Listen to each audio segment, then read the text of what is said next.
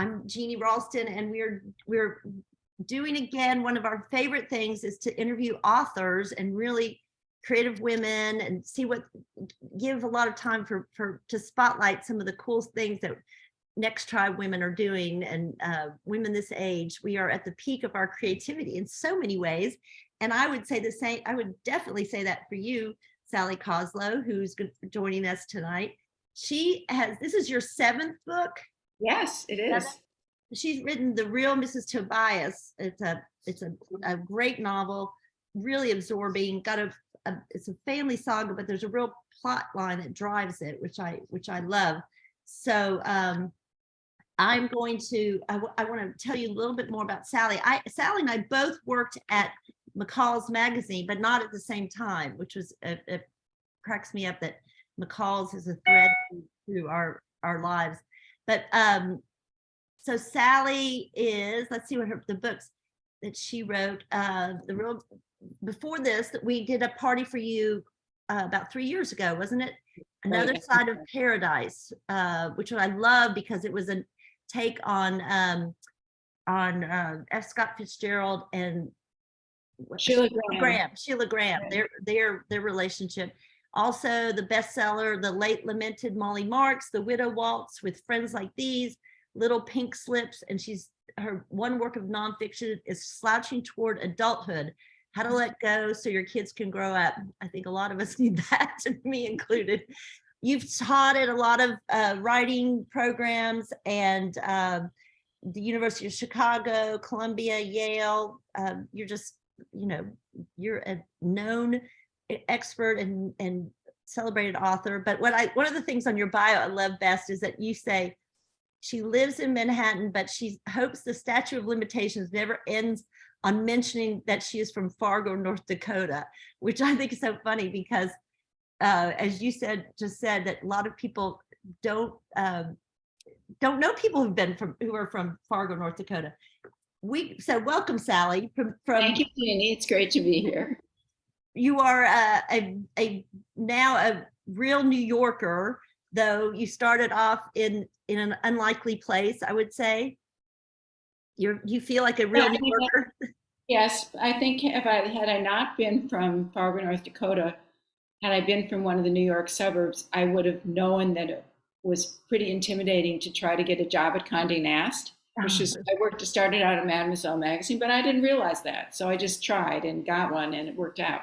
I look at it because you rose all the way to the top, and then you've written for us. We've been lucky to have you write for us, and I remember you wrote a piece about shifting from being on the editorial staff to being a novel, or writing books, right, and then being a novelist. And I can say with a lot of enthusiasm that you made a great switch. But I love being an editor. When I was an editor, I thought, wow, I'm born to be an editor. I mean, it was a great job. But unfortunately, it isn't. Those jobs really don't exist anymore. They don't. They really don't. But magazine industry's kind of gone. It's all gone. But you have to think, wow, I was there. I had during the glory years. It was fun. I mean, it was really wonderful. There were opportunities to go to the White House. We often got invitations and meet a lot of people. And the best part, though, was the staff. It was just great. I always worked on magazines that were edited for women, and most of our staff, not completely, mostly it was women. They were so smart and so funny, and it was just a terrific atmosphere. I loved it. I love that. And I do appreciate that I'm glad you made a great switch, because as with the magazine industry going downhill, it's great to have a second act, something else. It is. And when I had quite a few great jobs, and after I was the editor of McCall's, I worked for the Hearst Company, and I did a magazine that kind of brought to life Lifetime television, and it lasted a few years, but most startups don't succeed, unfortunately. And I just decided to try to pivot, and I wrote my first book. I never thought there would be a second book. I wrote a book called Which one did you write first, the nonfiction? No, it was a book called Little Pink Slips, and it was about the magazine industry, because when I was at McCall's, it got turned into a magazine for Rosie O'Donnell. Oh, that's right. We talked about that. That's right. The story. So, you can't make that up, because that's insane. So I had a thinly disguised plot based on that situation. But of course, I changed Rosie to a different kind of celebrity. And when the book was bought, it was quite sad actually, because the person who bought my book was a high-ranking editor who was not young, and her glory moment was having discovered Peyton Place in the slush pile. Oh my gosh. And then Wow. she went on to be a publisher, and she was very beloved in the industry. And she bought my book in an auction, I think, um, in the middle of December. So we put a lunch date on the calendar for right at the beginning of the new year, and she died. Oh my gosh. It was horrible. So a new editor inherited the book, and she liked it very much. She said, "But there's one thing that you've got to change. I don't believe that the editor of this magazine could be from Fargo, North Dakota." And I said, "Well, that's Oh, the one thing that's purely biographical, so I don't think I'm going to change that." But oh my gosh. Yeah, that's an insult to North Dakota. Did you say ah. your state? Anyway, so that was my first book, and I actually got it out today because I had uh, I had a reason to look at it today, and I was thinking this was pretty good actually. There was a line in it that I liked so much. It said that she looked like a homeless person who robbed a jewelry store. Oh But the my person God. looking- That's so, well, you do have some great lines, some great ah, imagery. And so I thought maybe you'd want to read a little, a little selection so we can see okay, not just an editor, but a really imaginative writer. And I wanted to say that people who are listening in, if you have any questions for Sally, you can write it in the chat and then I can let you talk to her directly later. But the other thing is that you have asked that we talk about mothers. We might want to talk about mothers-in-law and so our experience. yeah. So keep that in mind. But please go ahead with your. Okay, let me just, so that it's not completely crazy to read it. Let me say that the book is a family saga, but it's told from the point of view of um, three women who aren't blood relatives. The matriarch of the family, whose name is Veronica, and she's 74 years old, and her daughter-in-law, whose name is Melanie. She goes by Mel, and there is a younger daughter-in-law, Mel's son's wife. Her name is Bertie. So I think I have to explain that otherwise, because I think some of those names might come up. So I'm going to start reading. Okay. So this is from the point of view of Mel. In the book, I tell Mel's part of the story. She's the one in the middle. She's 44. I tell her story in the first person, and Veronica and Bertie are not in the first person. It's just because I feel like she's the one that many readers would connect with the most. And her son is named Micah, and her husband is named Jake. I try Micah again, straight to voicemail. Next, Bertie, who doesn't pick up. At least Jake answers. Any word from the kids, I ask? We know that means Micah or Bertie. Jordan calls far less, and this week she's playing catch up after a trip to Morocco. I should have said there's also a daughter. Her name's Jordan. I have a sick feeling, I admit. Do you think there's something wrong with Micah? Micah had done something he involved in it, most likely a hit and run accident. Micah is the child who always made me worry. By 3, he was a refusenik who wouldn't put away his toys, as well as a dedicated hothead, tossing rolls around restaurants. His temper tantrums had 3 flavors: mild, spicy, and thermonuclear. And though his IQ exceeded his twin sister's, at school he rarely sat still, and her grades were far better. Was he on the spectrum, with an executive function disorder, in need of drugs? Experts never agreed. 2 high schools, one public, one private, glossy, pay-to-play summer schools, a tough love wilderness program whose most memorable feature was his lost virginity, and 3 colleges, 6 years to graduate, the usual drinking and smoking and enrolling in law school, which he quit after a semester. This became Micah's life and by extension mine. All along he had friends, because who doesn't want to hang out with a 6th grader who persuaded the others to egg Fifth Avenue buses on Halloween? The kid who busted out of a bar mitzvah with a posse of 13-year-olds in order to get their ears pierced. The freshmen every frat wanted to rush. And girls, always girls. From the time he was 12, Micah was catnip to females, not just because he was handsome and bone sweet, but because, following advice from his wise sister, he learned how to listen when girls spoke. Seeing how effective rapt attention was on the opposite sex, he polished this trait and extended it to most everyone he met, appearing to be interested in whatever they said while conveniently fending off questions about himself. Win-win. He was also generous and kind, perhaps not at the Mother Teresa level, but when a classmate got cancer during his senior year of high school, it was Micah who first shaved his head in solidarity and convinced others to do the same. When he passed his driver's test, he was happy to schlep friends or grandparents to the airport. A great guy. Micah took missteps, that I can't deny, but they weren't exactly Chernobyl. Still, like every mother, I blame myself when his peers began to build earnest careers and my son failed to do the same. Did I pay Micah too much attention or not enough? Expect too much or too little? I'm not saying I considered motherhood a hobby, but neither did I steer my son toward friends who might be strategic. 20 years later, while simultaneously seeing that he got into essential AP classes with primo teachers, attended only the most elite camps, took every other blow-dried step to become a superstar by 27, which is ironic, since by default that may happen to Jordan, who rejected even the gentlest maternal direction. My daughter is a rising genius as a move fast and break things video conferencing startup called TogetherX, whose work is measured in metrics, clicks, and user experiences. She votes in primaries and rarely loses keys or her temper. She or possibly her assistant sends Valentine's and birthday cards, and if she gains 3 pounds, doubles her gym time and sheds it in a week. My daughter manages an $80 million budget with financial sonar so incisive that Jake and I have entrusted her with our modest investments and seen a handsome return.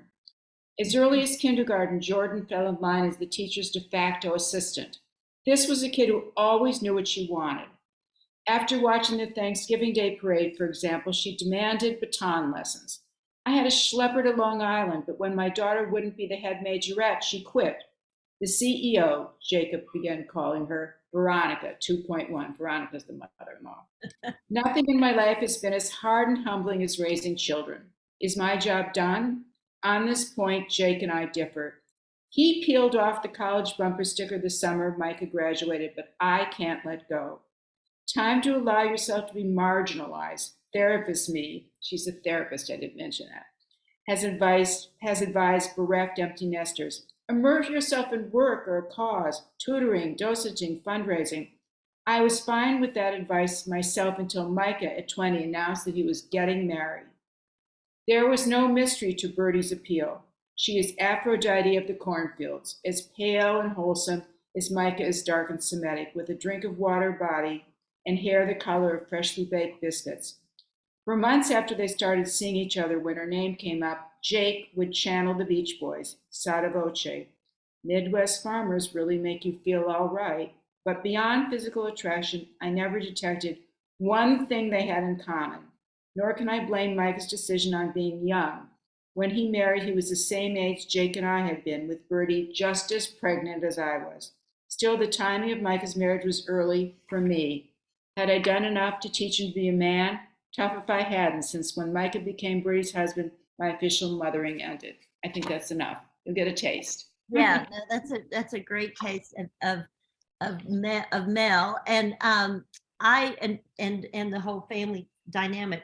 One thing I was really interested in is something you said at the end about the author's note, is why you wrote about mother-in-laws and daughters-in-law, that there's not really a lot in fiction about. No, and it's such an important, for better or worse, an important relationship in most families, because the women usually kind of hold the nuclear codes to the family. And I've had a mother-in-law for a long time, far longer than I've had a mother, because my mother died 28 years ago. But my mother-in-law is going to be 99 in January. Wow. She still drives. She still replenishes her wardrobe, dresses really beautifully. She recently gave up wearing heels, so I inherited more party shoes than I'll ever have parties to go to for the rest of my life, Jeannie. She's very involved with every. We have six. She has six grands. Let's see. She has three children. We all have partners. She has six grandsons, and they all have partners. One of the daughters remarried, so there's an extra set of. There's 21 great grandchildren. She knows the deal with everybody, and she's very. So anyway, she's been a really important person in my life. It didn't always start out so perfectly. I was going to say, what was it like at the beginning, or how did you get comfortable as mother-in-law and daughter-in-law? Well, in the beginning, I think in both families, my family as well as my husband's family, I think that everyone figured, yeah, I give this marriage 2 years. This is, I feel like I had like starter marriage tattooed in my forehead. So nobody, and she was very polite to me, but kind of that stiff arm polite. It took a long time actually for us to become friends because I had to grow into the role of being confident enough to just see her as a remarkable, interesting woman who happened to have given birth to my husband. Right. And for her to respect, because I was very hell bent on wanting to work. And that was one thing that never interested her. She played great golf and great bridge. And when those things would come up, she'd say, well, you could never do that, Sally, because you work and you need to practice those things a lot. You can't just play golf, once every 2 weeks. Or same with, and she's a really good bridge player. She's a very smart woman. So, if you draw a Venn diagram, the only overlap was the love for the man I married being her son. We didn't have much in common at all. And she had two daughters, so I couldn't be the daughter that she never had because she had daughters. She had daughters. So it took a long time, but I grew to I really appreciate her. And she gets the party started. I love her. Yeah, well, and it is usually it's a stereotypical the stereotype of mother-in-law and mothers-in-law and daughters-in-law is that they're at odds. And they often are. It can be very difficult. Because they both love the same person, or because the mother sees that she's being replaced, or I think it's more the second. For a marriage to succeed, you've got to. I'm also a mother-in-law because I have two sons who are both married, and you've got to accept that you're not number one. A little bit different in our family because I think my husband still considers his mother number one. I'm not sure if I'm 1.0, but oh really? I've never met a man who's more wrapped up in his mother. But anyway, this is very interesting. But you have to sort of back off. And I remember my younger son got married first. He was 30 years old, maybe he was 29, 30. And I remember just feeling this tsunami of stress the night before the actual wedding, thinking, oh man, my time's run out on teaching him all the things I would want him to know about and be so he could be the most perfect man. Yeah. It was as if there was a baton and I was passing it to the wife. His wife. So, it wasn't easy. No, and I have a lot of respect for the role of mother-in-law now that I'm playing that role as well as being a daughter-in-law. It's hard. And that's the interesting thing. So the family dynamics, you write for those three women, as you say, but Mel is the one that, as you said, was the first person. And I think it's because, and what I appreciated about it is that it's really right where a lot of us are, where we're dealing with aging parents. We're trying to figure out how much to interfere with our kids' lives, grandchildren, all that. So we're going both ways. We're looking up to the older generation and the younger generation. And it can be very fraught. And that's Mel's position exactly, because she's got two children. One is extremely competent, Jordan, the daughter, but she has a crisis in her life. Jordan is a gay woman, and she meets a woman to whom she's really attracted, and they decide they want to have a baby. And Jordan's the one with the big job, so it's more logical for the other person to be the biological mother and carry the baby. And that doesn't sit too well with Mel because her son's wife is very upset with her son and has decamped to her hometown in Iowa And so, and she's taken the granddaughter with her. So suddenly Mel feels she might lose the closeness to her granddaughter. She might literally, be halfway across the country. And she feels that if the other woman in Jordan's life bears the child, that she might not have the same connection. So it's a rough spot to be in. And I'm Yes. not going to say how it gets resolved. Yeah. So, and there's so many interesting dynamics that come through with the, an older person having some issues and having to. Did you draw on that? I mean, when you had the older. Yeah. Did That you draw from your. Veronica's husband has medical. Yeah, he developed some dementia, and I had that in my family. My mother, unfortunately, developed dementia at a pretty young age. Wow. Well, I say pretty young age because I'm getting, I'm around that age, so it's very young to me. But Oh, young. But yes. so yeah, and it's a horrible, it's a horrible thing. And And the plot, the driving thing that I like in the plot, as you mentioned, we're not, it's mentioned early on, so we're not really giving anything away that Micah might have committed a hit and run. And right, and I'm not the first author to use that device. Thank you, F. Scott Fitzgerald. Thank you, Tom Wolfe. the hit But and run, the moral conundrum. but in Micah's case, he goes to a bar in an area of this New York City that he doesn't know very well, and when he leaves the bar, he's a little drunk, and it starts to rain, and he can't see very well, and he hits something, and he tries to convince himself that it was probably a garbage can, but might not have been. He doesn't really know, and he looks for his phone to call the police, and he can't find his phone because he was drunk and it was probably back in the bar and he didn't really know which way to go. So no one saw any of this happen. He was quite sure of that. So he feels maybe he can just get away with it. And this particular incident drives the whole book because one of the things I look at in this book is different styles of family dynamics. Some families, like the one I married into, are very in your face. And that if someone has a problem, the whole family piles on and tries to help solve it. And not every family's like this. And I come from the Midwest, as we already talked about. And I think that the families I knew in the Midwest are much more of the position of, this is an adult, we're going to be there for you if you ask for our help, but we're not going to intrude. You've got to solve your own problems. There's a little bit more of a tough love thing going on. And Micah's wife, Bertie, comes from that kind of background in Iowa, so it's colorful. Yeah.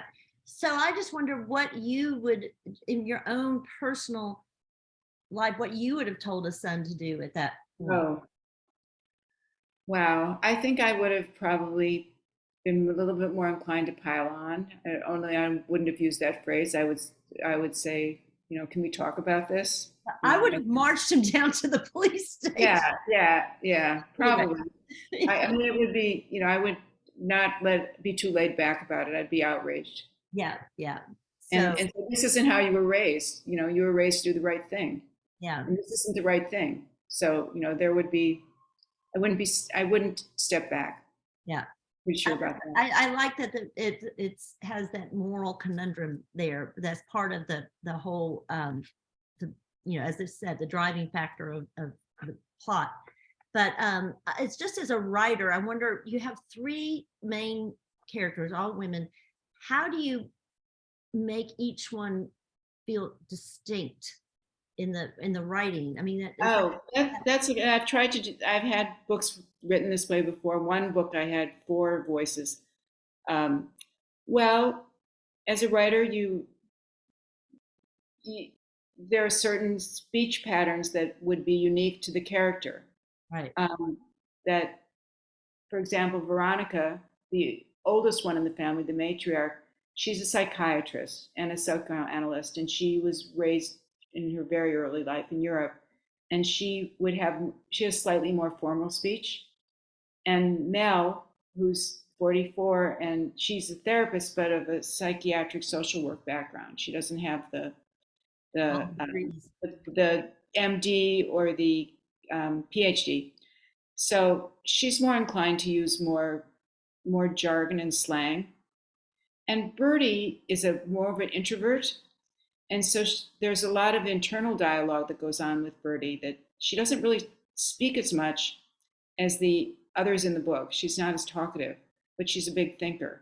So that's how I did it. But it's hard because you don't, you want the reader to know when they open the page who's talking. And Right. it's just like magazines. I'm going back to my old magazine days, but when you open, you should be able to flop it open. There aren't any magazines anymore to do that, but and know instinctively from the art direction what magazine you're in. So it's sort of the same way. So yeah, but that's something I'm sure you have to really work on as a as a writer, to make them, because especially because both of the Veronica and Mel are as their therapists, so they've got to Right. We only see Mel actually conducting therapy. Oh, that's I true. don't, yeah. And so there are a couple chapters with some of her well, she calls them clients, but Veronica refers to the people with whom she works as patients. Right, yes. So, and Veronica's quite snotty actually toward her daughter-in-law. She doesn't, she has a rather arrogant, misguided notion of what social workers can do, because social workers can be wonderful therapists. But Veronica's, I mean, there's a whole pecking order in the world of therapy. And I and among mother-in-laws and daughter-in-laws. yes. Well, I would love to have people talk about their own mother-in-law. I at the end you said you'd love to see what people would say, book club about mother-in-laws.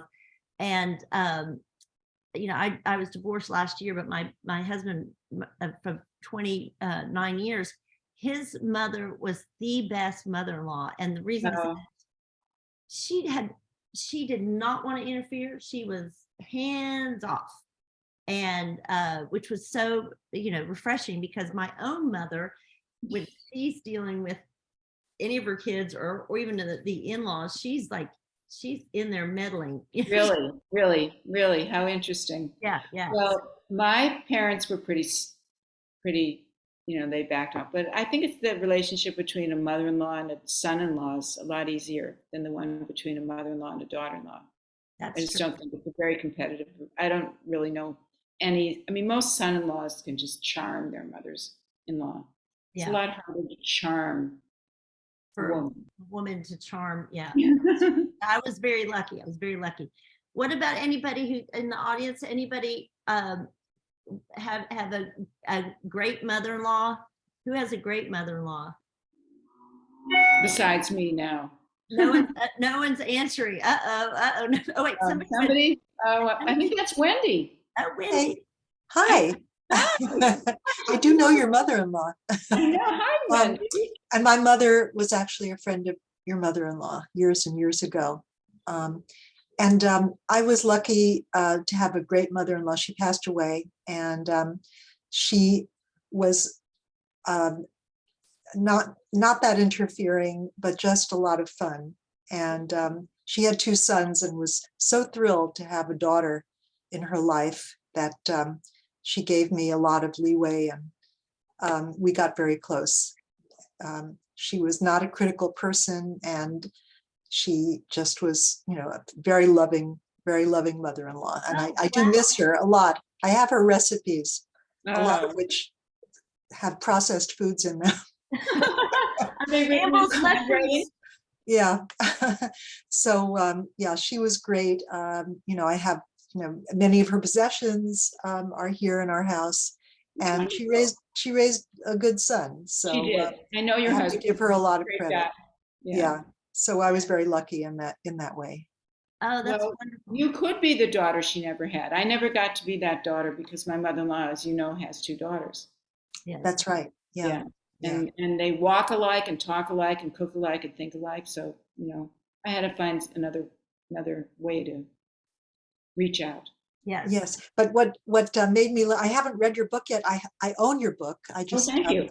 I'm going to read it very, very soon. Our book group was reading Moby Dick this month. Oh my God. So what a nightmare. That was 900 pages long. It kind of overwhelmed everything I wanted to read. But we used to joke that my mother-in-law was the real Mrs. Schumann. So maybe that was, that what your book also means, that I was like some imposter. I wasn't the real Mrs. Schumann. So yeah, she was the real one. Well, and Wendy, are you a mother-in-law? I am. I have 2 kids, a son and a daughter. So I have a son-in-law and I have a daughter-in-law. And how are you as a mother-in-law? Um, I'm more hands-off with my daughter because she really, does not want me involved. I mean, this is like forever. So this is, her way has continued from childhood. So she just, speaks her mind, and she'll just tell me to back off. He's a great guy. He's a Mainer. So it's so different from New York City guys and people. So he lives up in Maine. He grew up in Maine. He knows how to do things. He's an engineer. Everyone in my family is hopeless.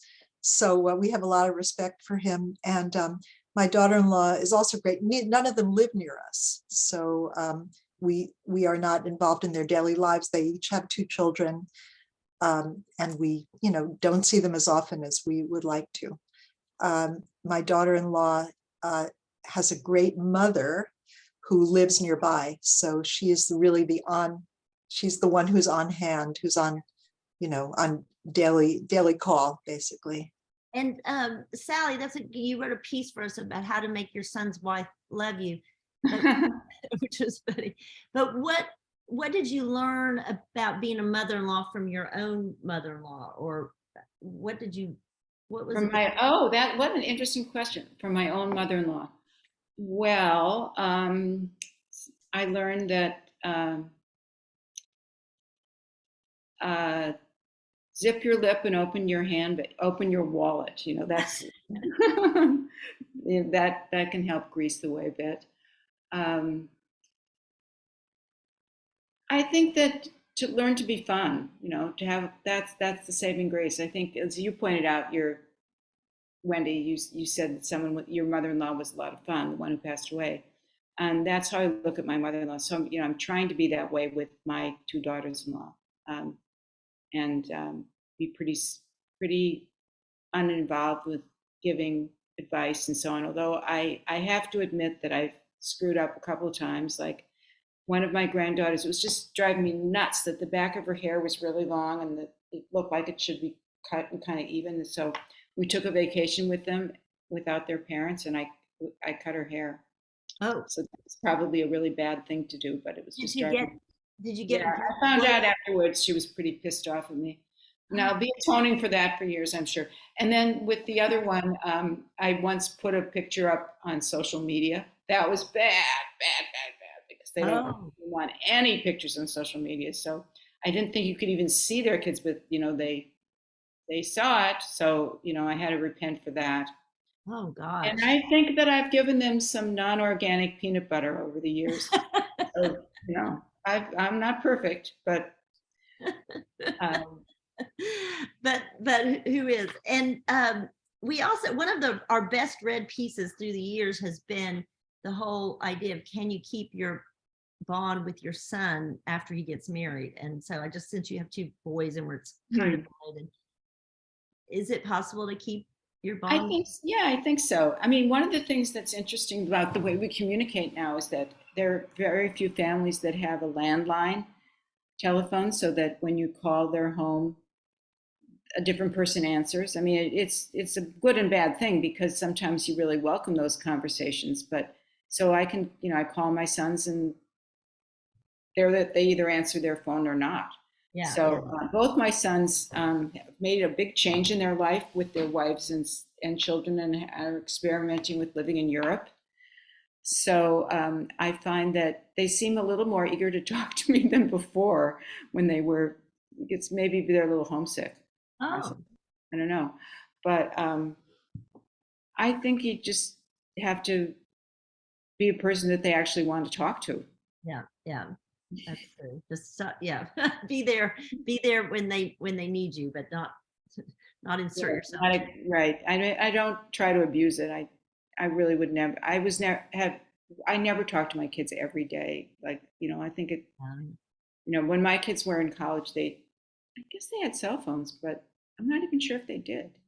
Because my kids are 40 and a few years older. So, but hmm, I know lots of parents who speak to their kids numerous times during the day, but that's just never been me. So no, I think that would they be, wouldn't expect to hear from me all the time. yeah, that would be weird. Who has a great mother-in-law story of like a crazy mother-in-law? What about you, Bonnie? Do you have a mother-in-law story? Well, I've been married to my current husband for 30 years, and his mother died. I never met her, Oh, unfortunately. But I was married before when I was very young, and I loved my mother-in-law. I thought we had a great relationship, but her son was awful. And oh, so, I mean, he was terrible. And of course it didn't last, but I also learned, I mean, I think she was trying to make me more the way she wanted me to be. And by her way of doing it was offering me expensive gifts and what have you. And I'm thinking, oh, she's so nice. She's so nice. And she really wasn't. I mean, but I thought it was, I was young and very naive. And I thought it was, I really thought I loved this woman, but she tried to pay me to stop working because I was working in a restaurant as oh, a hostess in a restaurant. I was 20 years old or so, and my husband was 15 years older than me. And I hadn't gotten my college degree yet. And I think I was an embarrassment to them. And so I was working part-time in a restaurant. And she would say things like, oh, I just, I don't like you coming home at night and, and whatever. And I would think, oh, I would tell my mother, oh, she's so nice. And she's offered me to pay me not to work. Isn't that nice? But the reality was she was embarrassed that I was working at this restaurant. So, I mean, it was, it was all of those sort of double-sided things. So that was yeah. my only mother-in-law experience. And I'm not a mother-in-law yet. My son, who lives in New York, has a boyfriend of 3.5 years now. Mm. And I kind of take my cues from my son. So, he's very busy, he's in grad school, and you can just tell if I need something from him and I call him, you can just tell if he doesn't want to talk. Yeah. And I'll say, fine, I won't talk to him. And then last night he called me, he was walking to the subway or what have you, and he wanted to talk. So, I just kind of follow their lead. And we love Jake, his boyfriend, and but I also don't know that that's his permanent partner. So I don't want to invest too much in that. I want to kind of keep my, stay out of their business. And But that's another thing is how much to invest and but I've always said with my boys, whenever I've met a girlfriend, I'm like, I'm gonna just love her and love her. I'm gonna love her family. I'm gonna love everything. I'm gonna make myself love them, even because I don't want to ever be, be estranged or be the problem. I want to be able to get together on if there's the whole which day, who spends Thanksgiving where. I'm going to be like, I'll just come where everybody else is going. So, but it can, I'm not a mother-in-law yet either. So, it is, I'll talk to you when I am a mother-in-law, how this works. So Sally, what do you have coming up? Are you working on a new novel? Well, I have three things, but I'm very superstitious. I don't Okay. like to talk about. I have I think every writer I know has a COVID book. I have a Oh, book and then I put it aside and I want to revisit it. And then I have a new book that I started that I wrote 75 pages of in an outline, and I really like that. But then about a month ago, I thought of this other idea that I really like. But I've been gathering the research materials, but I just returned from visiting my children in these new places where they live, so I haven't been able to start writing. And I look forward to starting that. So, I'll be working on something. and are you going to stick with novels or any nonfiction or memoir? Well, I don't think I'll ever write a memoir. I don't think I have a good enough memory. My family life was pretty quiet. We all kind of went into our own boring little rooms, and I don't. I wish that I had more to work with, but I don't think I could do it. And I've never ever written a short story, but I think I have, quite a few different novel ideas, so I think I'll stick with that for a while. And Bonnie asked, how long does it take for you to write a book and your For me, process? Yeah. for me, it's about 18 months to 2 years. I'm not the fastest. Some people can produce many more pages than I can. I tend to warm up by rereading what I wrote the day before, and then I start reworking it. And some people can just sort of go from beginning to end, and then they go back and edit. But I don't even want to count how many times I look at each page, because I'm always finding words that I've duplicated and better ways to say things. And some people have this gift of being able to outline a whole book in advance, but I could probably do it if I wanted to write a really boring book. But for me, when I get the character, my books are always very character driven. So as I get to know the characters better, I can think of other things that they might think or say or do. And to me, that's where the creativity comes in. Right. Yeah. And like in this book being character driven, but having that plot line. Right. I couldn't lose that thread either. But there are quite a few different plot lines in the book that, everyone there. But I think that's real life. There's never just one person in the family who's got an issue. Usually there are several, we're juggling a lot. Right. Yes. And Bonnie asked about your process, but I think you said, so you don't write all the way through, you go back and forth and No, I'm pretty chronological. I mean, some people start at the end, or some people write a lot of scenes and then figure out. I kind of sit down, and I always like to think a lot about, like, give the book a working title, if that's not the end title. And I think a lot about the names. I think a lot about the characters, and then when they start to feel real to me, then I can start writing. And I have a couple of beginnings that I've been writing in my head for this book that I want to start, and I have a book tour thing, one more trip ahead of me. Ooh, where I'm going to well. You're going to Florida. I know. I'm going to Palm Beach. So tomorrow morning, my husband and I are going to drive his mother's beautiful new car to Palm Beach so that she has it when she goes down there for the winter. Oh, right. Yeah. And we've done this before. And I got a new book for my earbuds, and, Rob will probably do most all the driving. Actually, he doesn't really like the way I drive. So, is she going to fly down at 99? Does she still fly? Yeah, she does. But someone always goes with her. Yeah. But then we'll come back Tuesday. I have a speaking engagement Tuesday, and then we'll come right back. And then I'm actually looking forward to just being in front of my computer and writing. Yeah. I've been away from it now for a little bit too long, and I kind of miss it.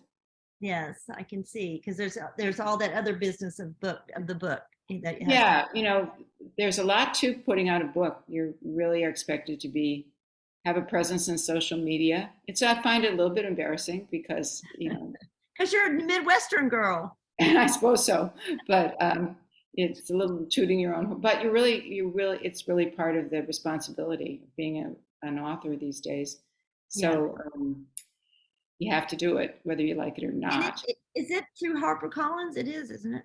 Yes, it's both. My last two books have both been with the same wonderful editor at HarperCollins, and this one is a division of Harper called Harper Perennial, which does exclusively original paperbacks.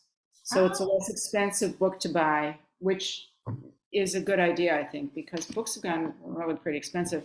This is the first time I've ever done a paperback original. All my other books came out twice, both as hardcover. But this book, I think is really suitable for book clubs. And I think it would be fun if anyone has a book club where they could have both daughters-in-law and mothers-in-law in the book, if they'd come with their daughter-in-law. It could be interesting. Oh my gosh, or not. Or or not, terrible. it might get, But yeah, but a lot of people don't. A lot of book clubs wait until books in paperback yes. because they don't want to impose the $20, $28, $30 Yeah, fee. it's really gone up, and we have the inflation thing, so it was a good time to go Yeah, back to paperback. I think that's really smart. But well, Sally, I love having you here, and I want you to write for us some more. I'm looking forward to doing that. I miss writing pieces, short I know, essays and so I on. know, and maybe you said you have other books that you started but maybe aren't going to pursue, but maybe there's something you can extract from. Yeah. Oh, yeah. I'm not ready to mince them into essays yet. I really want to see them be books, but they might be. I've never been short on ideas. I'm I was short going on to time. say, it doesn't sound like you're short on ideas. No, ideas are never the problem.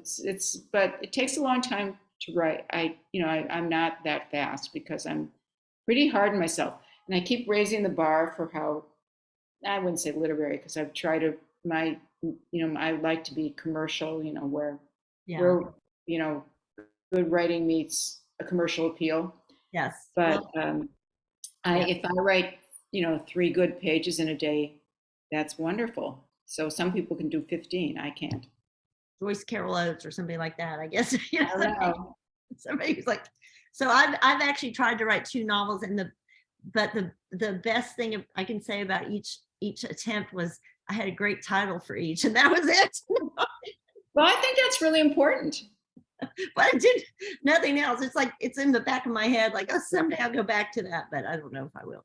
But you're an inspiration because you took up a new, Yeah, it's pretty old. I was, in my 50s when I started doing this. And I never saw myself doing this. I never was a person who said, I have a book in me. yeah. I just did it because I started a magazine I started a magazine and all of a sudden it was over. Yeah. And I started looking for a job, but the jobs that were available at the time were all oriented towards celebrity magazines. And I just couldn't see myself editing a magazine about the Kardashians. So I enrolled myself in a writing workshop. Oh, okay. And everyone else was writing creative nonfiction, but I came in the first time with a kind of a funny take on having gone to a Chanel sample sale, Oh, and I and that was when I worked at McCall's, I think, and I still have all the clothes. They were great that's clothes. nice. Yeah, but and everybody liked it in class. They were very encouraging. So the man who led the class said I could try to write fiction. So that's what, and I just kept, then it became a book. Well, So I think that's great too, because I mean, right now you could, of course, and you do teach these workshops like that, but you even then, coming off of being the editor-in-chief of McCall's, did you feel like I shouldn't have to do this or anything like that? other people would say to me, "Why are you doing this?" I said, "But I needed to see people. Yeah. I'd had this whole staff that I saw every day. But 50 also people. the feedback when you're Yeah. writing. And I don't think anyone should ever be snotty about joining a writing workshop, because even if your colleague writers might not quite be there at the level that they hope that they can become, they might be really good readers and critiquers. But you do have to learn to not listen to absolutely everybody's remarks. You can't, someone will say turn right and the next person say no, turn left. Yeah. You have to really figure out who gets you and your intentions. And it also probably trains you to have a little bit thicker skin, because. Well, it's interesting when I used to teach at Sarah Lawrence. They have this wonderful writing institute. There was something about these suburban women in Westchester where they instinctively knew how to behave in a writing workshop. But when I've taught writing workshops in New York City, not so much. There was really mean, rude people. Like they just didn't understand. They couldn't be that nasty to. Like there's a thing called constructive criticism. Right. So I don't know, but I decided maybe people who are inclined to move to the suburbs, just are a little bit more. I don't know what it is. Maybe just crazy people stay in the city, but I'm not sure what that was And you about. stay in the city, so be careful. Listen, I've never lived in the suburbs, actually. Yeah. I figured if I came here from North Dakota, I think I want to be in the I mean, I don't know that I'll stay for my whole life, but But um, you've done well, and you seem pretty sane, so that's good. I Well, like go ahead. I like city living because I don't have to drive. And And probably in mass Fargo, transportation. yeah, in Fargo, I'm sure you were driving long distances for anything for that area. I had to get pushed to get a driver's license. Everybody wanted their driver's license. You could get it, I think, at 16. And I think I was 17 when I got mine. And my parents had to really push me to do it. I just never have liked driving. Yes, yeah. Well, let's see, It's Susan. crazy. This is from Susan Whitliff. Hi, Susan. I think you're going on one of our trips. Can't wait to meet you. You giving me excellent ideas as I think about my distant future as a mother-in-law and tips on how to best play that role. I also love that you started writing books in your 50s. I'm cooking dinner at the same time, so I'm staying off camera. Okay. What do you have for dinner, Susan? What do I you have? know, right? It's not very exciting, but I wanted to contribute. So Oh, well, I appreciate it. I appreciate it. Well, and I really do look forward to having you on our Italy trip. Italy trip, I Yeah, cannot wait. I'm so excited about that. I know, and we could talk about books and everything else then. But I know Yes. do your dinner thing. But I want to thank everyone for coming, and we record all of these and we put them on our YouTube channel, and these all of our interviews get lots of replays. So and Sally, I loved that I could be part of this. And I loved going to your book event. I went to her book event like the day it came out or something like that, Oh right? yeah, that was the launch. That was fun. It was in Brooklyn. So Yeah. cool, that place. I know. And loved it. I took a ferry across from Manhattan to Brooklyn. I was like, yeah, this is the way to do it. It's part I'm of, in I'm part of in what I love. I'm in two book clubs, and one book club took the ferry. Oh, that's so nice. Yeah, Yeah, because it's like this is the the New York book party. This is part of the whole deal. This is part of the experience. So, and we'll look for what you're going to do next. We can't wait. And everyone, thank you for coming, and thank you, Sally. I hope to see Thank you you for having me. up and around and about in Manhattan. Okay, take care, Jeannie. All right, Good take care, night, everyone. everyone. Okay, Thank bye. you. Bye Thank you. bye. Bye.